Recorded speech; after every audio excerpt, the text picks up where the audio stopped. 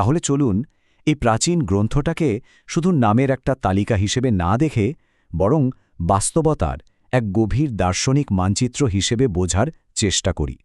আজকের এই বিশ্লেষণে আমরা এটাই দেখব কিভাবে বিষ্ণু সহস্রনাম 1000 নাম ব্যবহার করে একটা সম্পূর্ণ মহাজাগতিক দর্শন তুলে ধরেছে। সমাজের নিয়মকানুন থেকে শুরু করে আমাদের চেতনার আসল প্রকৃতি পর্যন্ত সবকিছু। আমাদের এই আলোচনায় আমরা একদম আমাদের চেনা পৃথিবীর নিয়মকানুন থেকে শুরু করে ধীরে ধীরে মহাবিশ্বের সেই সব বিস্ময়কর রহস্যের দিকে যাব। এখানে মূল কথাটা হলো যে কোনো কিছুর জ্ঞানই শেষ পর্যন্ত আমাদের একটা একক সর্বব্যাপী চেতনার দিকে নিয়ে যায়, যে চেতনা এই গোটা মহাবিশ্বের উৎস আর ভিত্তি।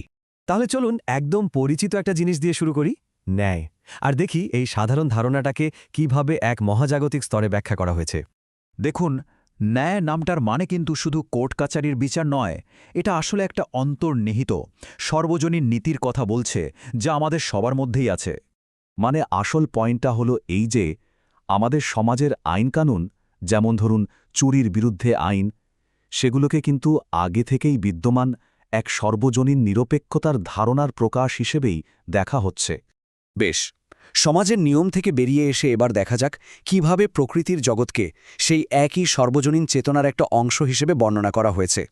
মানে বাতাসকে শুধু একটা প্রাকৃতিক ঘটনা হিসেবে দেখা হচ্ছে না, বলা হচ্ছে এটাই সেই স্পন্দনের সহজাত প্রবৃত্তি, সেই শক্তি যা সমস্ত জীবকে শ্বাস নিতে সাহায্য করে। ঠিক একইভাবে আগুনের কথা ভাবুন।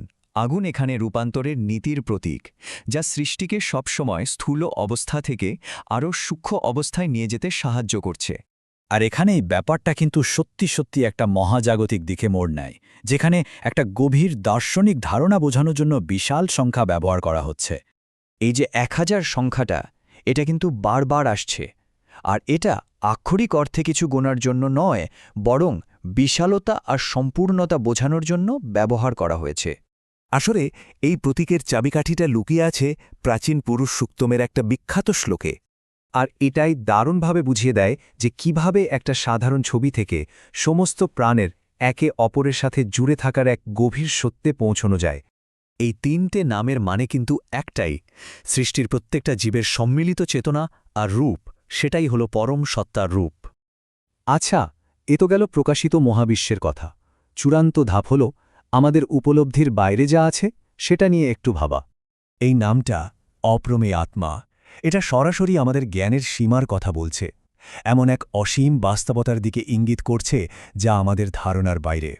এটাকে বোঝানোর জন্য বলা হয় যে এই যে পুরো বাস্তবতা, তার মাত্র 1/4 হল এই সৃষ্টি হওয়া মহাবিশ্ব যা আমরা দেখতে পাই, আর বাকি 3/4 অনন্তকালে অপ্রকাশিত অবস্থায় থেকে যায়।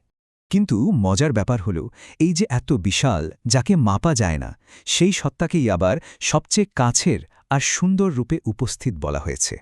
এই দর্শনের উত্তরটা হল আমাদের সময় আর কাজের একদম ক্ষুদ্রতম যে একক, মানে ধরুন চোখের একটা পলক, সেটাও কিন্তু সেই অসীম সত্তার উপস্থিতির দ্বারাই ঘটছে, এবং সেটাই তার একটা প্রকাশ।